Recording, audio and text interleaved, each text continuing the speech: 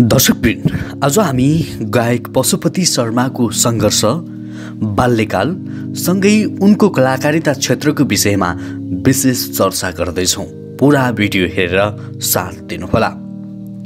काम पाइएन, degree pass गरेर भैँसी पाले, गाउँतिरै झरेर चिन्ता छैन केही। मलाई अमेरिका यही, मलाई जापान पनि यही, मलाई बेलायत नि यही।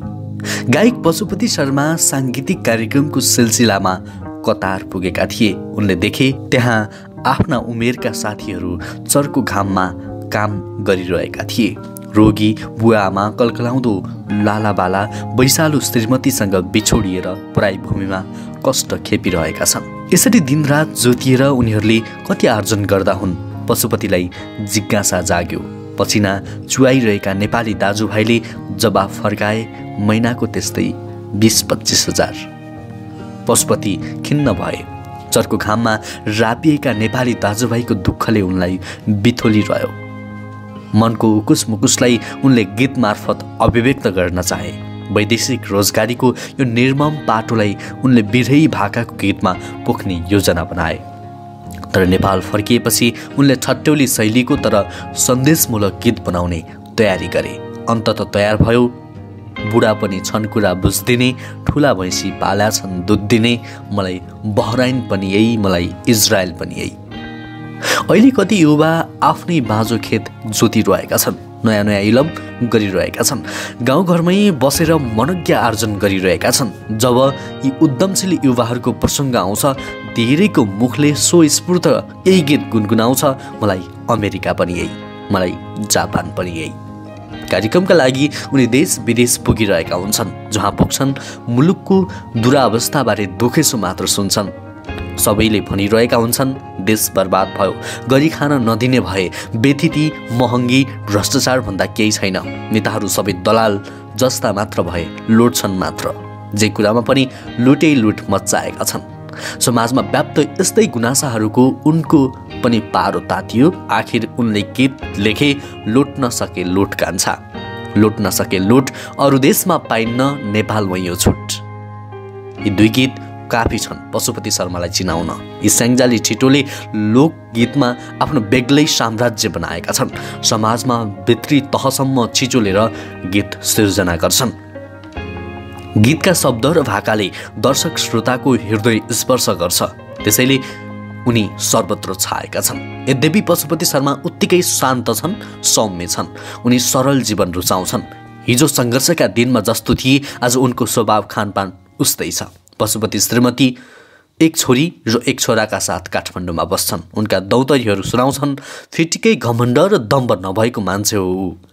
बेला बेलामा घर पुग्दा उनी आफू चर्चित गायक भन्ने बिर्सिएर काले पशुपति भएर रमाउँछन्। उनलाई परिवार टोलमा काले भन्दा रहेछन्। उनी गाउँ पुगेपछि साथीहरूसँग घुम्न निस्किन्छन्। खेतबारी खरबारीमा पुग्छन्, घाँस काट्छन्, खनजोत गर्न अघि सर्छन्। जीवन जिउने तरिकाबारे भन्छन्, जीवन सामान्य तरिकाले जिउने हो। जे गर्दा खुसी मिल्छ त्यही गर्ने हो। कसैलाई देखाउन भनेर काम गरियो भने बिग्रन्छ। त्यसलाई देखाउन गाडी चढ्छु, फलानाले गाडी किनेछ म पनि किन्छु, फलानाले फलानाको भन्दा ठुलो घर बनाउँछु भनियो भने त्यहाँ डुबिन्छ। उनले बुझेका छन् मेरो चर्चा सधैँ रहँदैन, म सधैँ व्यस्त हुन्न। पशुपतिले काठमाडौँ कलङ्कीको जग्गा बेचेर स्याङ्जामै घर बनाए। धेरैले गाली समेत गरे, तर पशुपतिले भविष्यलाई सोचेर स्याङ्जामा बनाएको घर बताउँछन्। उनले अगाडि भने, म यहाँ घर बनाउँदा 2 करोड बढी लाग्छ। मानौ यहाँ घर बनाए 2-3 वर्षपछि म चल्न छाडेँ भने गाह्रो हुन्छ। त्योभन्दा गाउँमा घर बनाएपछि बुढेसकालमा त्यहाँ खेतीपाती गरेरै पनि खुसी साथ जीवनयापन गर्न सकियो। अब लागौँ पशुपति शर्माको बाल्यकालको कथातर्फ। सङ्गीतको उर्वर भूमि स्याङ्जा, त्यहाँको पुतली बजारमा जन्मिएका पशुपति शर्मा सानैदेखि गीत गाउन रुचि राख्दथे। गाउँमा स्वस्तानी व्रतको समयमा भजन गाइन्थ्यो। भजन सकिएपछि दोहोरी गाउने गरिन्थ्यो। पशुपतिको रातको समयमा परिवारका सदस्यहरू सुतिसकेपछि सङ्गीतको त्यो माहौलमा पुगिहाल्थे। राति 2-3 बजे आएर सुत्थे। परिवारलाई सुईको समेत हुँदैनथ्यो। रेडियो नेपालको प्रभाव बढी थियो। रेडियोमा बज्ने लोकगीतले पशुपतिको ध्यान तान्थ्यो। दाउरा घाँस गर्दा गोरु चराउन जाँदा तिनै रेडियोमा बज्ने गीत गुनगुनाउँथे। कक्षा 5 मा पढ्दा जिल्ला स्तरीय दोहोरी प्रतियोगितामा भाग लिएका थिए, द्वितीय समेत भए। त्यति बेलासम्म पशुपतिमा भविष्यमा गायक बन्छु भन्ने लागेको थिएन। 5 सन्तान, दिदी, दाई, भाइमा कान्छा पशुपति। कसैले सोधे डाक्टर बन्ने हो भन्थे, किनकि पशुपति सानोमा पढाइमा निकै तेज थिए। समाजको अहिले पनि धारणा छ पढ्ने मान्छे डाक्टर, इन्जिनियर, पाइलट बन्नुपर्छ, सरकारी जागिरे बन्नुपर्छ। उनमा पनि त्यो सोच आउनु स्वाभाविक थियो। पशुपतिका दाई पनि पढाइमा निकै तेज थिए। दाजुभाइ नै भन्थे हामी डाक्टर बन्ने हो। तर समयसँगै पशुपतिको सोच फेरियो।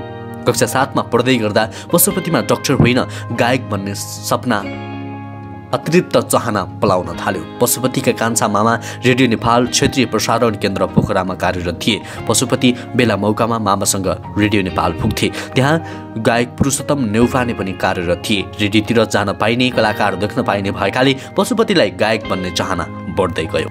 रेडियोमा देउराली भन्ने साङ्गीतिक कार्यक्रम प्रसारण हुन्थ्यो, जसमा जो कोही सहभागी भएर पनि गीत गाउन सक्थे। तर पशुपतिले मामासँग आफ्नो रहर भन्न सक्दैनथे। एसएलसी दिएपछि पोखरा नै बसेर पढ्ने इच्छा व्यक्त गरेका थिए पशुपतिले। त्यहाँ बसेपछि मामालाई भनेर रेडियोमा गीत गाउन पाइन्छ भन्ने उनलाई लाग्थ्यो।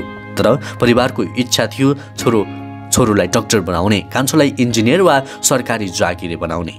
त्यसैले परिवारको इच्छा अनुसार पशुपति एसएलसी पछि दाइसँग बसेर पढ्न काठमाडौँ आए। एसएलसी सकेपछि पशुपतिले 2056 सालमा काठमाडौँ आएका थिए। दाइसँगै बसेर पढाइलाई अगाडि बढाए। त्यतिबेला दाइ एमबिसीमा अध्ययनरत थिए। पशुपतिले दाइका अगाडि रहर गुमाएर पढाइमा ध्यान केन्द्रित गरे।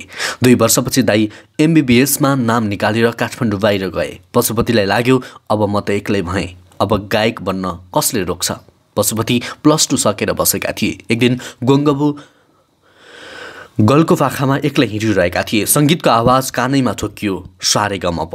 टक्क रोकिएर त्यसतर्फ हेरेर बसिरहे। बाहिर बोर्डमा लेखिएको थियो मेमोरी कला केन्द्र। उनलाई लाग्यो यो त स्वर राम्रो बनाउने ठाउँ रहेछ। यहाँ गएर स्वर राम्रो बनाएर गायक बन्नुपर्छ। तर भित्र गएर आफ्ना कुरा राख्न धक माने। उनलाई त्यहाँ जान 1 साता लाग्यो। मासिक 800 तिरेर सङ्गीत सिक्न थाले। लाक्पा शेर्पाले त्यति बेला उनलाई सङ्गीत सिकाउँथे। त्यति बेला काठमाडौँमा दोहोरी साँझको माहौल बढ्दै थियो। सङ्गीत सिकिरहेका पशुपतिलाई एक दिन गुरुले प्रस्ताव राखे, मैले दोहोरी साँझ लिएको छु, तिम्रो स्वर लोकदोहोरीमा म्याच गर्छ, मेरो दोहोरी साँझमा गीत गाउँछौ। उनले तलब पनि तोकिदिए, मासिक 3000। पशुपति 2 दशक अगाडिको कुरा अनलाइन खबरसँग सुनाउँदै भन्छन्, सङ्गीत सिक्दा मानिस 800 तिरिरहेको थिए, दोहोरी साँझबाट 3000 आउने भयो। मेरो त बचत पनि हुने भयो। म एकदमै खुसी भएर दोहोरी साँझमा काम गर्न सुरु गरेँ। ठमेलमा त्रिवेणी दोहोरी साँझमा पशुपतिले दोहोरी गाउन सुरु गरे। पशुपति भन्छन्, त्यहाँबाट मेरो सङ्घर्ष सुरु भयो। त्यहाँ गएपछि मैले दोहोरी कसरी गाउने सिकेँ, आफूलाई निखार्दै अगाडि बढाएँ। पशुपतिको आवाजमा दोहोरी साँझ कन्किन थाल्यो। त्यो दोहोरीमा उनले 3 महिना काम गरे। त्यसै बीचमा पशुपतिको पहिलो एल्बम स्याङ्जामाथि वन सार्वजनिक भयो। पशुपतिलाई स्टुडियोमा सहज गीत गाउँछु भन्ने लागेको थियो। तर उनलाई पहिलो गीत रेकर्ड गराउन करिब 12 दिन लाग्यो। खतरा गाउँछु भनेर स्टुडियो गए। सुर नै बसेन भन्नुहुन्छ। आज गयो त्यही भन्नुहुन्छ, भोलि गयो त्यही भन्नुहुन्छ। दिनदिनै जाँदै सिक्दै गरे, फर्किए। 12 दिनपछि फाइनल रेकर्ड भयो। उनी स्मरण गर्छन्, उनको गीत केही रेडियोमा बज्न थाल्यो, तर राम्रो चर्चा भने पाएन। पहिलो गीतबारे पशुपति हामीसँग निर्धक्क सुनाउँछन्, हामीले गायक आफै श्रोता भने जस्तो भयो। तर त्यो गीतले स्टुडियोमा कसरी गाउनुपर्छ भन्ने ज्ञान भयो। त्यसपछि अर्को दोहोरी साँझबाट प्रस्ताव आयो। चहाबिलमा रहेको सप्तकोशी दोहोरी साँझ पुगे। त्यहाँ गएपछि धेरै कलाकारहरूसँग भेट हुन पायो। पशुपतिमा प्रत्यक्ष दोहोरीतर्फ लगाव बढ्दै गयो। पढ्न गएको छोरो भिरकुटी मण्डपमा गीत गाइरहेको देखेपछि अब के भयो त। पहिलो एल्बम ल्याइसकेको थिएँ, दोहोरी साँझमा पनि गाइरहेकै थिएँ, तर छोरोले गाउँदैछ भन्ने परिवारलाई पत्तो थिएन। एक दिन गाउँबाट बुवा काठमाडौँ आए। सोही दिन भिरकुटी मण्डपमा राष्ट्रिय दोहोरी प्रतियोगिताको फाइनल थियो। बुवालाई भनेर जाउँ भने गाली खाइने डर। उठाबाट फुत्किन पशुपतिलाई गाह्रो भयो। अन्ततः उनी पढ्न निस्कने भन्दै झोलामा कपडा राखेर निस्किए। प्रतियोगिता सुरु भयो। फाइनल भएकाले मानिसहरूको बाक्लो भिड थियो। पशुपतिको गाउने पालो आयो। उनले गीत गाउन सुरु गरे। यसो दर्शक दीर्घामा आँखा डुलाए। पछाडिपट्टि बुवाले ताली बजाइरहेका रहेछन्। छोरो बाहिर निस्किएपछि बुवा पनि घुम्न निस्किएका रहेछन्। उनी घुम्दा घुम्दै भिरकुटी मण्डप पुगेका रहेछन्। 62 टिम सहभागी प्रतियोगितामा पशुपति दोस्रो भए। 75,000 रुपियाँ नगद पुरस्कार पाए।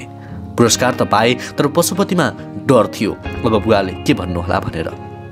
उहाँले त केही भन्नु भएन तर फर्केर मम्मीलाई भन्नुभयो होला।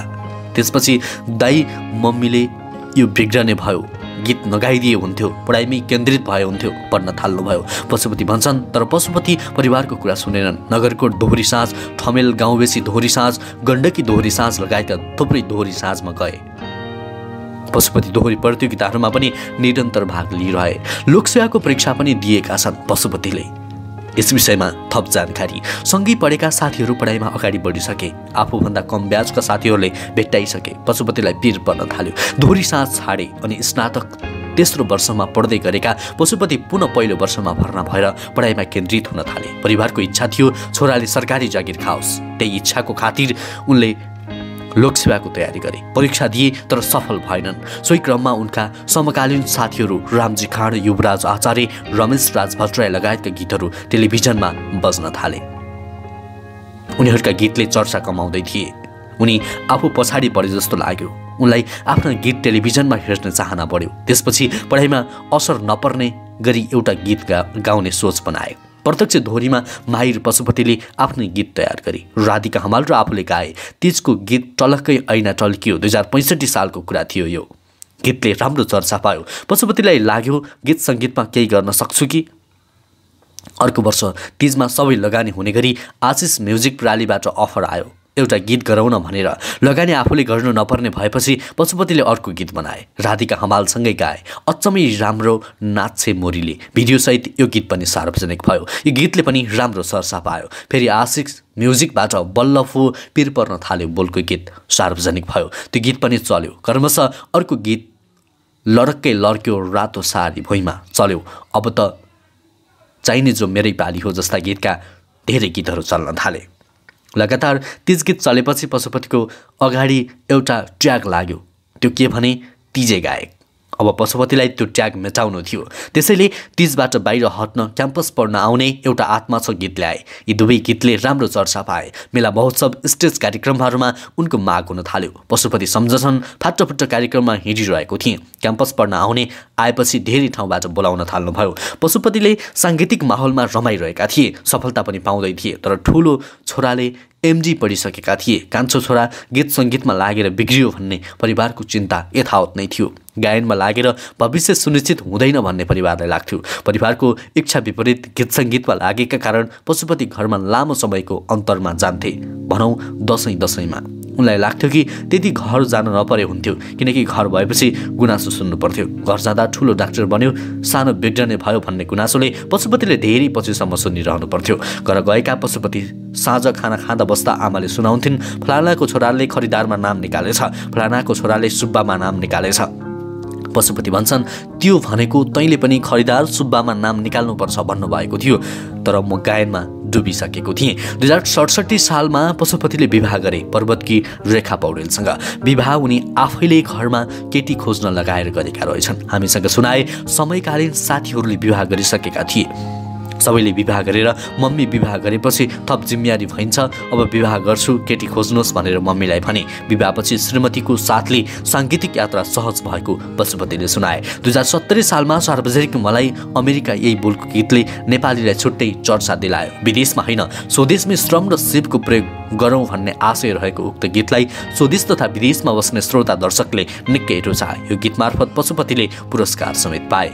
यता यो गीत आएपछि उनीप्रति परिवारको गुनासो पनि दूर भयो। उनी भन्छन् यो गीत आएपछि भने परिवार पनि खुसी हुनुभयो। अब छोराले गीत सङ्गीतबाट राम्रैसँग जीविका चलाउला भन्ने सोच्नुभयो। त्यसपछि पशुपतिका एकपछि अर्को गीतले राम्रो चर्चा पाउँदै गए। झलमल दर्कियो पानी, क्रिकेट खेल्न जाम, ढाड दुखेर मार्यो लगायतका एकपछि अर्को गीत चल्दै गए। 2 वर्ष अघि सार्वजनिक लुट्न सके लुटले तरङ्ग नै ल्याइदियो।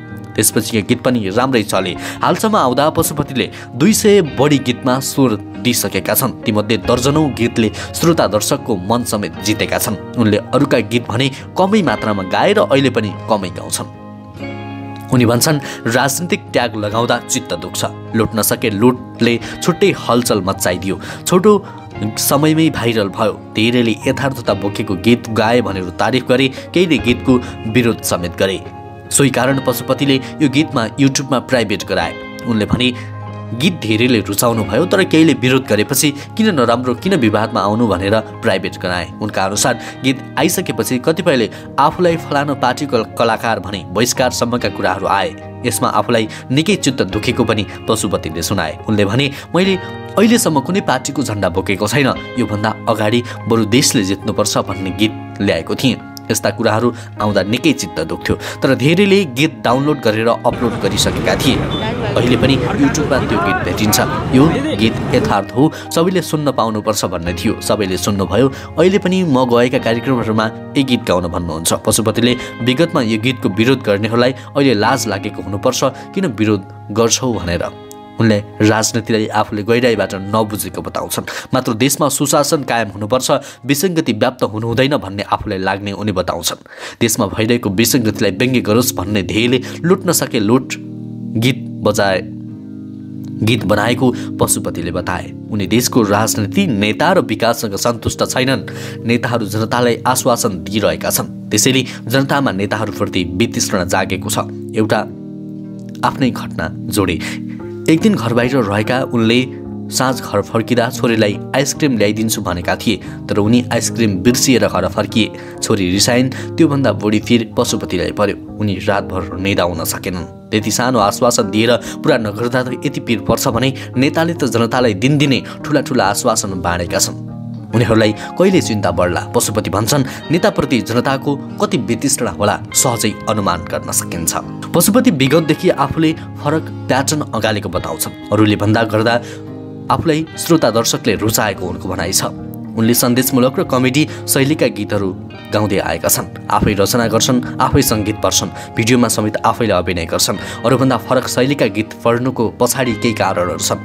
करियरको प्रारम्भमा उनी आफूलाई अरूभन्दा कमजोर सोच्थे, किनकि कतिपयले भन्थे तेरो स्वर राम्रो छैन, शब्द सङ्गीत ठिक छ। उनी आफूलाई पनि डर लाग्थ्यो, अरूकै शैलीमा गीत गरे भने नचल्न पनि सक्छु, उनी म हराउन पनि सक्छु। उनले अनलाइन खबरसँग भने, बजारको लहरभन्दा फरक गरे भने मेरो प्रतिस्पर्धा केही हुँदैन, त्यसैले अरूभन्दा फरक बाटो हिँडे। विगतका उनका अधिकांश गीतहरू पृथक बन्ने जन्मिएका हुन्। उनले अगाडि भने, सिआरबिटी पिआरबिटीको समयमा मैले त्यसलाई टार्गेट गरेर गीत निकालिन। अहिले पनि उनले भाइरल भन्छन्, भाइरललाई खेलाएर काम गरौँ भन्छन्, तर मलाई त्यसरी काम गर्ने मन नै हुँदैन। उनकै भनाइमा उनलाई धेरै चर्चा चाहिरहेकै छैन। पशुपति भन्छन्, मलाई धेरै चर्चा चाहिएको छैन, म आफ्नै बाटो लुरु हिँड्छु, यसै क्षेत्रमा म हुँ है भन्ने पारिरहनु पर्यो, त्यो बाहेक धेरै चर्चाको लोभ छैन। आउँदा दिनमा पनि आफ्नो फरक कमेडी व्यङ्ग्य शैलीलाई अवलम्बन गर्दै सोही अनुसारका गीतहरू ल्याउँदै जाने पशुपति शर्माले बताए, जसले केही सन्देश प्रभाव गर्न सकोस्। दर्शक, पशुपति शर्माको यो सङ्घर्ष, यो चर्चा, यो मेहनत तपाईलाई कस्तो लाग्यो? तपाईलाई पशुपति शर्मा कतिको मनपर्छ र उहाँले गाएका गीतहरू कतिको सुन्नु भएको छ? कृपया कमेन्टमा जानकारी गराउन नबिर्सिनुहोला। पशुपति शर्मा साँच्चीकै मनपर्छ भने यो भिडियोलाई लाइक गर्न र कमेन्ट गर्न, साथै साथीहरूमा सेयर गर्न पनि नबिर्सिनुहोला। हवस् त, हाम्रो युट्युब च्यानलमा नयाँ हुनुहुन्छ भने चुलबुलेमीडिया.com लाई सब्सक्राइब गर्नुहोला।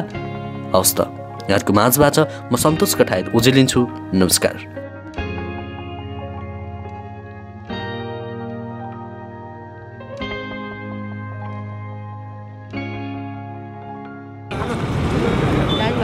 अर्काको गीत